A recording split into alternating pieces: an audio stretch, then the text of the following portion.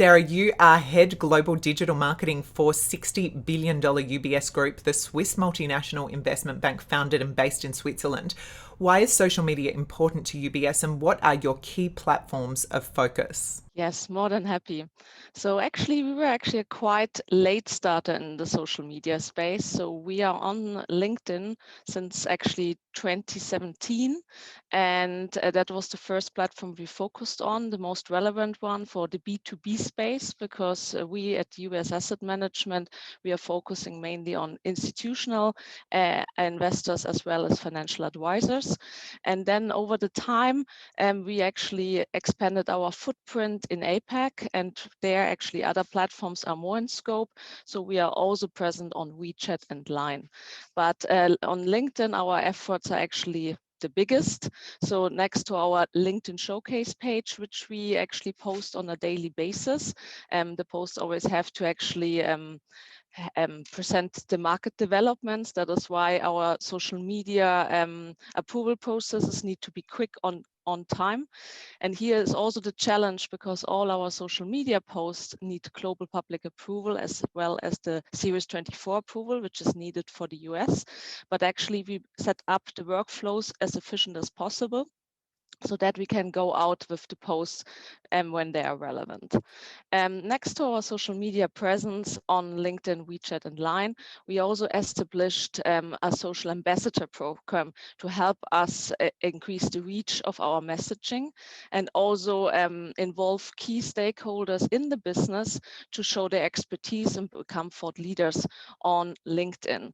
I think that was a bit the switch from a broadcast model where we as a brand was actually communicating to our target audience to the influencer model, which is much more efficient because actually the stakeholders nowadays, they want to hear the voices of different people to actually get a 360-degree view on a company. And that makes it really successful because it's all about thought leadership. It's all about having connections, having a trust relationship, and this can be reached especially since the pandemic world have started. I think that was one of the main channels we had to focus on.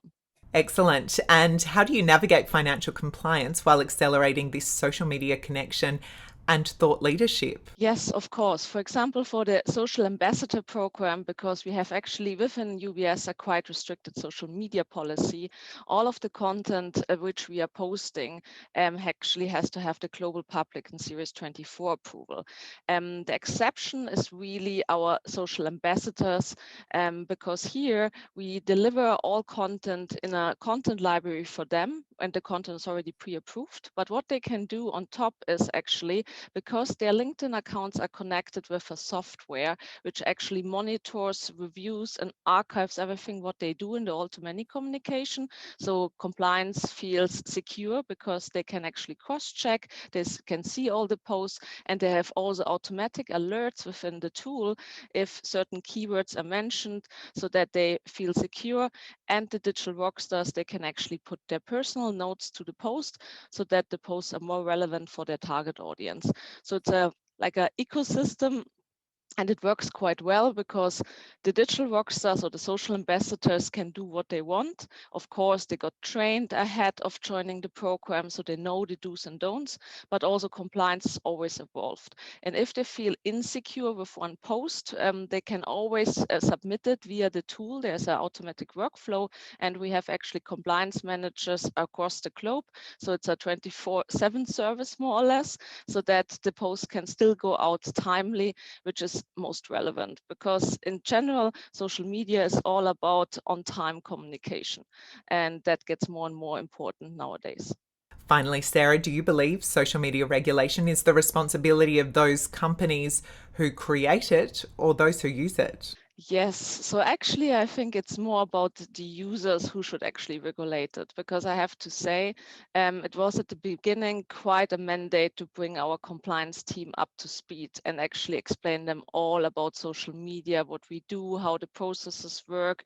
And then together with them, we actually worked on the guidance and on the do's and don'ts. Some of the things are natural, so that you are not allowed to speak about products, that you're not allowed to do any promises. I think that's just what our industry demands, and of course no one wants to do that, that you want to irritate users.